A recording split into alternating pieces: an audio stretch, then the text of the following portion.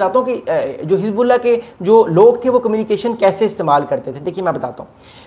Hezbollah जो था वो अपने लोगों को मोबाइल फ़ोन नहीं देता था। उसकी वजह ये थी कि जो मोबाइल फ़ोन होता है उसके सिग्नल जो है वो कैच कर लेता है इसराइल और बासानी अपने एनिमीज़ को मार सकता है।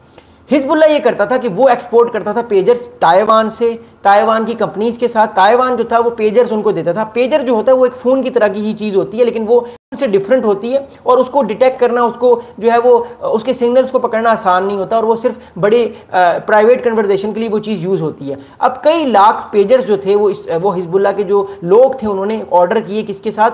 ताइवान की कंपनी के साथ ऑर्डर किए। अब ताइवान की जो कंपनी थी उसको जब ये ऑर्डर मिला तो इसराइल ने कुछ ना कुछ करके उन पेजर्स के अंदर जो कि वॉकी टॉकीज थी हिजबुल्लाह की, उनमें बॉम्ब लगा दिए। अब बॉम्ब तो ऑलरेडी लगे हुए थे। हिजबुल्लाह को जब ये सारे पेजर्स मिले तो वो अपने पेजर्स अपने आम तौर पे अपनी कन्वर्सेशन कर रहे थे एक दूसरे के साथ कि हाँ जी हमने यहाँ भी अटैक कर दिया है, आज हमारे ये बंदे मर गए, आज हमारे ये बंदे मर गए, आज ये अटैक हो गया। हुआ ये कि इसराइल के पास अब ऑलरेडी वो सारे पेजर्स की इंफॉर्मेशन थी, क्योंकि उसने वो चीज़ें फिट कर दी थी, वो बॉम्ब छोटे छोटे फिट कर दिए थे उन सब पेजर्स के अंदर या उन छोटी छोटी वॉकी टॉकीज के अंदर, जिनकी मदद से जो है वो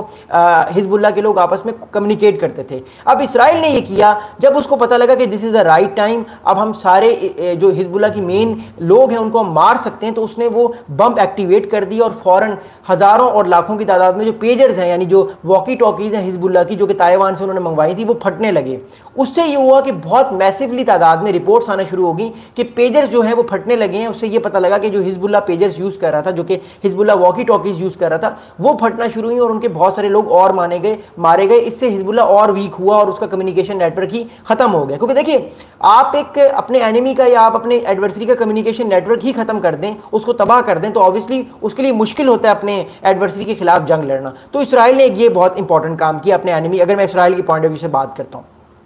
अगला बड़ा इंपॉर्टेंट स्टेटमेंट ये हुआ कि इसराइल ने जो है वो सारे के सारा जो इंफ्रास्ट्रक्चर था हिजबुल्लाह का, उसको तबाह किया, जिससे हिजबुल्लाह और वीक हुआ। तो ये 5-6 फैक्टर है जिसने हिजबुल्लाह को इतना वीक कर दिया कि आज सिचुएशन इस साइड पे आ गई है कि आने वाले टाइम पे हमें नजर आ रहा है कि हिजबुल्लाह हो सकता है आने वाले कुछ टाइम पे डिसआर्म हो जाए और अपने वेपन्स को जो है वो दे दे, अपने वेपन्स को छोड़ दे। लेकिन अब हिजबुल्लाह का कह रहा है, ये भी बड़ा इंपॉर्टेंट है हम सबके लिए जानना है, क्योंकि ऐसा नहीं है कि हिजबुल्लाह भी अब हाथ धरे बैठेगा या खामोशी से बैठ जाएगा, कुछ ना कुछ हिजबुल्लाह भी करेगा, कुछ ना कुछ तो उसके पास चीज़ें आज भी हैं ना कि वो जिससे जंग लड़ सकता है, वो उस तरह गिव अप शायद ना करें। अच्छा, हिजबुल्लाह का सबसे बड़ा जो नुकसान हुआ इस पूरी 2 साल की गजा वॉर में वो ये हुआ कि हिजबुल्लाह के जो लीडर थे, जो 35 साल से हिजबुल्लाह की लोगों लीड कर रहे थे, हसन नसरुल्लाह साहब, उनको जो है वो मार दिया गया, उनको कत्ल कर दिया गया जब वो अपने बंकर में बैठे हुए सारे ऑपरेशन को देख रहे थे,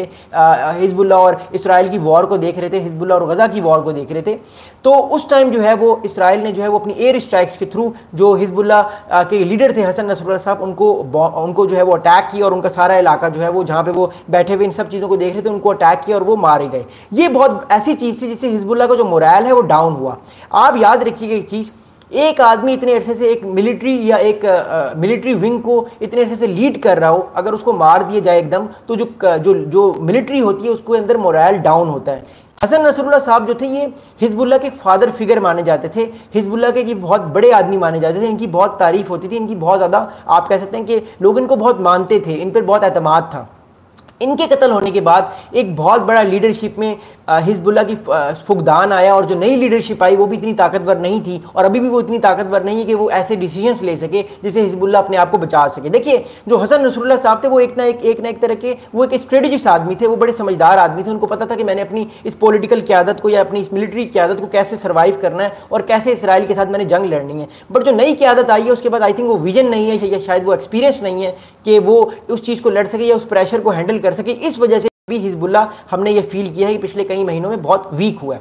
अब बात ये है कि क्या हिजबुल्लाह जो है वो अपने आप को जो है अपने वेपन्स गिव अप करेगा या अपने वेपन्स गिव अप नहीं करेगा, ये तो आगे की बात है। लेकिन अभी जो लबनान की हुकूमत ने जो प्लान अनाउंस किया है उसने ये अनाउंस प्लान किया है कि 31 दिसंबर तक, 31 दिसंबर 2025 तक हिजबुल्लाह को फुली तौर पे वो डिसआर्म कर देंगे, जिससे हिजबुल्लाह डिसआर्म होगा और लबनान और बाकी जो ममालिक हैं स्पेशली इसराइल, इनके ताल्लुकात अच्छे होंगे और इसराइल फिर लबनान के अंदर अपनी फ़ौजें अपनी एयर स्ट्राइक्स नहीं करेगा और